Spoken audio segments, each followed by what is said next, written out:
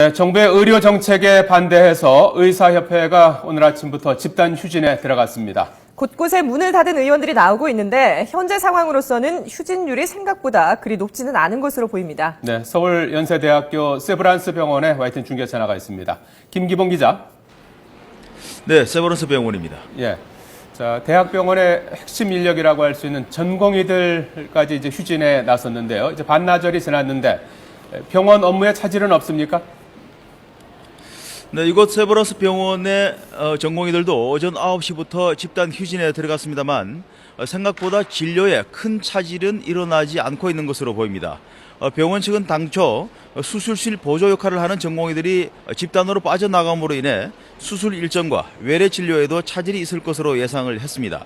하지만 실제 휴진 참여율이 생각보다 낮고 전공의들의 역할이 주로 보조적인 역할이기 때문에 실제 진료 차질은 거의 없다고 밝혔습니다. 이곳 신촌 세브란스 병원에만 530여 명의 전공의가 있는데 270명이 파업에 참여할 것이라는 당초 예상과 달리 200여 명만이 참여했다고 병원 측은 밝혔습니다.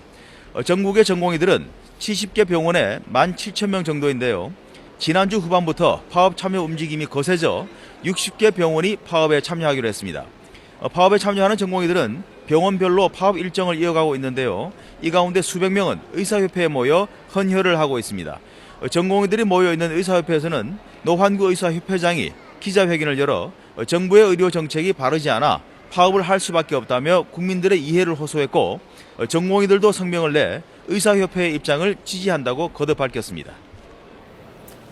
네, 대학병원은 그나마 이제 차질을 빚고 있지는 않은데 아무래도 오늘 가장 우려가 되는 것은 이 동네 병원들이 휴진을 할 경우에 환자들이 겪을 불편인데요. 지금 얼마나 휴진을 하고 있습니까? 네, 문을 닫은 동네 의원들이 하나둘씩 보이기는 한데요. 생각보다 개원이들의 휴진율이 높지는 않은 것으로 보입니다. 아직 공식 집계는 되지 않았지만 YTN 취재진이 서울 시내를 돌며 살펴본 결과 문을 닫은 의원보다는 문을 연 의원이 훨씬 많은 것으로 확인됐습니다. 하지만 지역에 따라 휴진율이 다소 차이가 있기 때문에 얼마나 휴진을 했는지는 오후 1시가 넘어서야 1차 집계가 될 것으로 보입니다. 정부가 지난주 개원이들에게 오늘 진료 여부를 확인한 결과 휴진을 하겠다는 응답이 10%, 영업을 하겠다는 응답이 30%, 나머지는 아직 결정하지 못했다는 응답이었습니다. 아직 통계가 나오지 않은 상황에서 정부와 의사협회의 예상이 엇갈리고 있는데요.